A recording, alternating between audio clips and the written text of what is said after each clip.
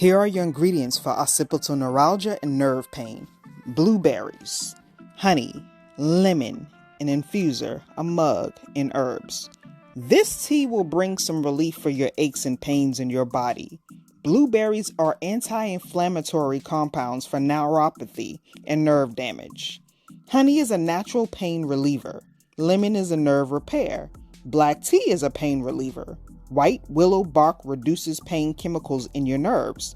Clove numbs the nerves. Cinnamon protects against neuropathy. Yarrow has antioxidants that helps the entire central nervous system. Lemon balm calms your nervous system. Lemongrass is good for arthritis and a natural pain reliever. Rosemary prevents damage to the nervous system.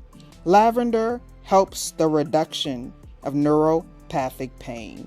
Skullcap helps to reduce pain from inflammation of the sciatic nerve and all other nerves below the waist. If you're interested in any of these herbs, please look at your local holistic store. All herbs should be listed in an all-in-one pack.